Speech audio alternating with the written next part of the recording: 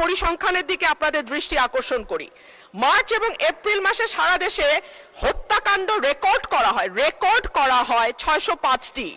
অন্যান্য অপরাধ একই সময় 294টি ছিনতাই, 90টি ডাকাতি, 196টি অপহরণ, 2214টি চুরির ঘটনা, 129টি পুলিশের আক্রান্ত হবার ঘটনা ঘটেছে। নারী ও শিশু নির্যাতন 2 মাসে 3496টি নথিভুক্ত করা হয়েছে এবং সারা দেশে প্রতিদিনে গড়ে 10টির বেশি খুনের ঘটনা ঘটছে, খবর দিচ্ছে ডেইলি স্টার এবং বণিক বার্তা।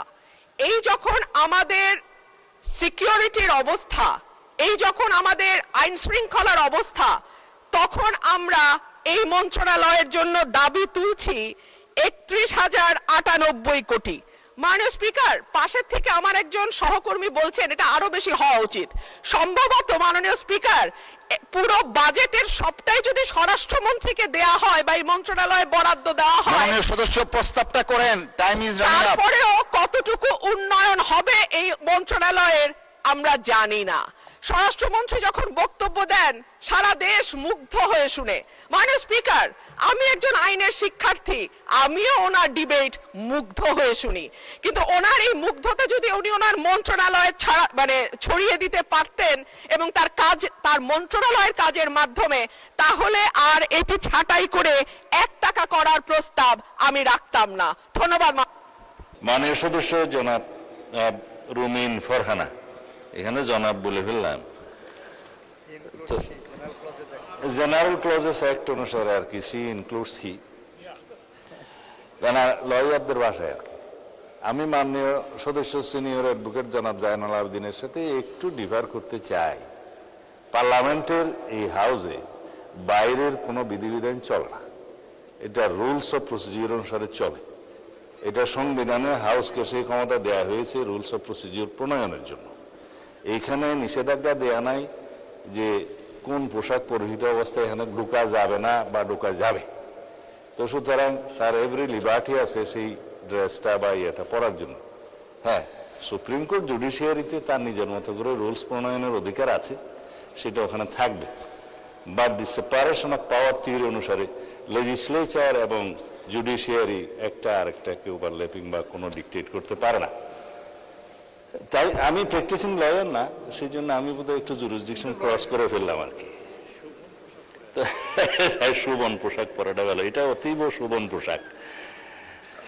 ব্যারিস্টার রুমিন ফরহানা মুগ্ধ হয়ে আমার বক্তব্য শুনেন, আমি খুব কৃতার্থ হলাম। আমি আরো কৃতার্থ হতাম, একটু পরে বলতেছি। গত পরশু দেশের আইন শৃঙ্খলা পরিস্থিতি যেভাবে উন্নত হয়েছে সেটা ডাটা সহ, ক্রাইম রিপোর্ট সহ, খাতওয়ারি বর্ণনা এখানে দিয়েছিলাম। সম্ভবত আমার ওই মুগ্ধকর বক্তব্যটা আপনি সেদিন হয়তো শুনতে পারেন না, হতে পারে। তার মধ্যে ঐতিহাসিকভাবে বিগত 10-15 বছর, স্পেশালি 2025-এর রেফারেন্স সহ আমি ডাটাগুলো উল্লেখ করেছিলাম। ইন শর্ট, দ্যাট খুনের চিত্র এই, ধর্ষণের চিত্র এই, নারী ও শিশু নির্যাতনের চিত্র এই, ডাকাতির এই সংখ্যা হিসেবে দিয়েছিলাম মাসওয়ারি। তাতে করে ঐতিহাসিকভাবে এই বর্তমান সরকারের দায়িত্বে আসার পর থেকে এই পর্যন্ত সমস্ত ডাটায় আমরা ঐতিহাসিকভাবে এগিয়ে আছি, মানে উন্নত আছে। সেই ডাটাটা আমি বলেছিলাম, আমি যেটা অন রেকর্ড এখানে বলেছি, সেই ডাটাটা ডিপার্টমেন্ট থেকে একটা ক্ষেত্রে বলেছি আমরা একটু পিছিয়ে আছি। সেটা হলো এই যে দর্শনের কেস রেকর্ডের ক্ষেত্রে আমরা একটু বেশি দর্শনের চিত্রটা পেয়েছি। তার একটা কারণ আছে, আগে ধর্ষিতারা রেকর্ড করতে যেত না থানায়, বা পারত না, সামাজিক বা রাজনৈতিক বিভিন্ন হস্তক্ষেপের কারণে। এখন থানায় গেলেই অথবা অনলাইনে তারা জিডি সহ অন্যান্য কিছু দায়ের করতে পারে, এফআইআর দাখিল করতে পারে। এখানে কোনো ইন্টারফিয়ারেন্স নাই, যার কারণে নাম্বারটা একটু ইনক্রিজ হয়েছে।